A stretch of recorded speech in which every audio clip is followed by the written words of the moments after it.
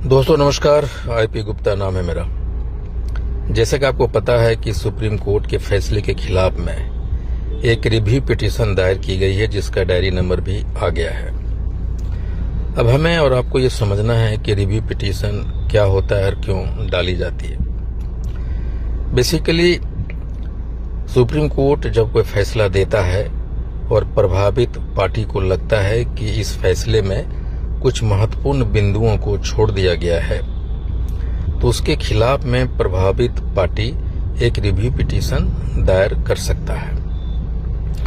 और जब कोई पार्टी रिव्यू पिटीशन दायर करता है तो फैसले देने वाले जज या जजों का एक बेंच अपने केबिन में इस रिव्यू पिटीशन की समीक्षा करता है और उसको लगता है कि ये रिव्यू पिटीशन में वास्तव में इनके द्वारा उन पॉइंटों को, उन बिंदुओं को छोड़ दिया गया है जिसमें प्रभावित पार्टी ने रेज किया है अपने रिव्यू पिटीशन में, तो उसको एक्सेप्ट कर लेता है।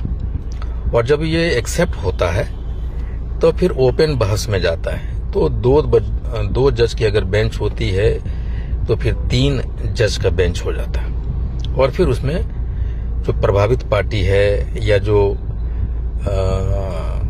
दूसरे पार्टी के लोग हैं वो अपने अपने वकील को दोबारा रखते हैं। अब ये देखना होगा कि ये जो जज हैं जो हमारे खिलाफ में फैसला दिया है वो अपने केबिन में इसको एक्सेप्ट करते हैं या रिजेक्ट करते हैं। अभी हाल ही में जब रिजर्वेशन कोटे की बात कही थी तो चिराग पासवान जी की पार्टी ने एक रिव्यू पिटीशन दायर किया था, जिसको सुप्रीम कोर्ट ने रिजेक्ट कर दिया, उसको एक्सेप्ट नहीं किया।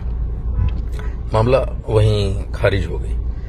और अगर ये रिजेक्ट कर देता है तो मामला खत्म हो जाएगा, लेकिन अगर एक्सेप्ट करता है तो फिर वकीलों की जरूरत पड़ेगी और उस समय पैसे की आवश्यकता होगी।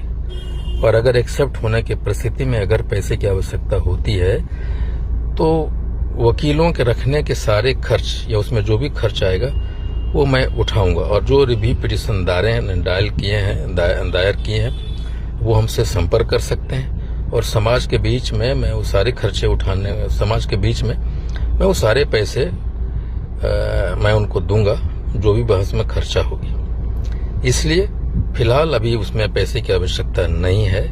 जब एक्सेप्ट कर लेगा और ये ओपन बहस के लिए दोबारा आएगा तो उसमें वकीलों में लगने वाले खर्चे मैं स्वयं दूंगा और मुझसे ले सकते हैं। आप चाहें जो पिटिशनर हैं जो दायर किए हैं, समाज के 10 प्रमुख आदमी के साथ आ सकते हैं मेरे यहाँ और वो सारे खर्चे वहन करने के लिए मैं तैयार हूँ। फिलहाल अगर इस पे कोई चंदे की बात होती है और कोई मांगता है तो उसकी फिलहाल आवश्यकता नहीं है। मैं सारा खर्च वहन करने के लिए तैयार हूँ और किसी भी समय किसी को भी देने के लिए तैयार हूँ।